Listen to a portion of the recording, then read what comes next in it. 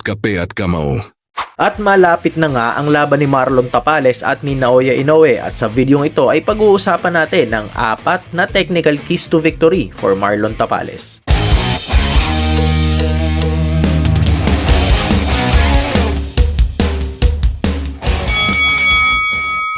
Okay, unang-una at pinaka-importante, neutralize the jab. Isa sa greatest weapons ni Naoya Inoue ay ang kanyang aggression. Ito ang bread and butter ng tinaguriang monster ng Japan pagdating sa lahat ng kanyang laban. At kailangan ni Marlon Tapales patigilin ng aggression ni Inoue. Bitbit ang kanyang 88% knockout rate ay talagang matatawag na monster itong si Inoue. At ang sikreto dyan ay dahil sa kanyang napakabilis na jab. Mapa 1-2 man yan or 3-punch combination ay nagsisimula lahat sa jab.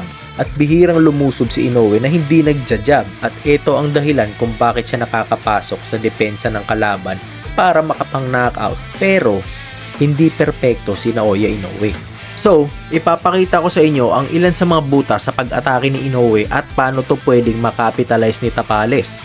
Unahin natin i-review ang laban niya kay Dasmariñas dahil ito ay isang southpaw katulad kay Tapales at malamang sa malamang ay maraming pagkakapareho sa mga gagawin nitong strategies laban kay Tapales. So, ang sabi nga natin ay neutralize the jab. Una, alamin muna natin. Ano-ano nga ba ang iba't ibang klaseng jab at setup na binibitaw neto ni Inoue at paano malalaman ni Tapales kung ano ang kanyang gagawin para ma-neutralize ang jab? Una sa lahat, jab na walang follow-up. Pangalawa, ang jab straight. At pangatlo ay ang double jab straight. So pag-uusapan natin tong tatlo at lahat ng yan ay may tinatawag na tell or clue para malaman kung anong klaseng jab ito at kung kailan dapat mag-counter. Unahin natin ang jab na walang follow-up. Madalas tong ginagamit pang puntos at pang sukat lang ng distance. Wala tong knockout intent dahil wala itong follow-up.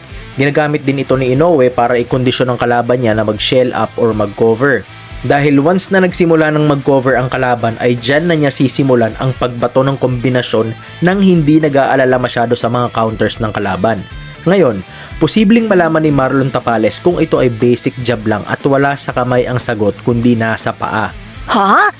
Tama po kayo ng dinig, paa. Kung mapapansin niyo po dito, pag pumasok na sa pocket si Inoue at bumato ng ordinaryong jab na walang follow-up ay nasa loob ang kanyang lead foot. At agad din itong lumalabas dahil wala sa kanya ang dominant position. Hindi dito kailangan masyado mag-alala ni Marlon Tapales dahil kadalasan ay wala tong follow-up. Sa orthodox versus southpaw kasi, kung kaninong lead foot ang nasa labas ay siya ang mas may advantage sa pwesto.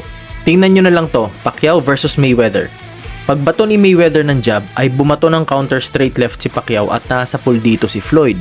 Kung titingnan nyo mabuti dahil na kay Pacquiao ang lead foot dominance at nasa labas ang kanyang paa, ay naka-align diretso ang kanyang power hand kay Floyd. Samantalang ang kay Floyd naman na power hand ay malayong malayo sa ulo ni Pacquiao. Yan ang isa sa advantages ng lead foot dominance. So ang isa sa pinaka-effective way para ma-neutralize ang jab ni Inoue ay ang pag-counter dito gamit ang straight left hand ni Tapales. Dahil unang-una, once na pumasok sa loob ang lead foot ni Inoue ay nagko-concede na siya ng space at ng kanyang lead foot position. Kumbaga perfect straight left counter na lang ang hinihintay dahil siya na ang nagbigay ng lead foot dominance kay Tapales. So ang sagot sa jab, straight left hand. At dahil nalate ako ng paggawa ng video na to ay hindi ko na mabibigay sa inyo yung pangalawa, pangatlo at pang-apat na keys to victory ni Marlon Tapales. So tatapusin ko na lang yung jab straight at double jab straight at kung paano to counterin. Pakinggan natin. Ito naman para sa jab straight.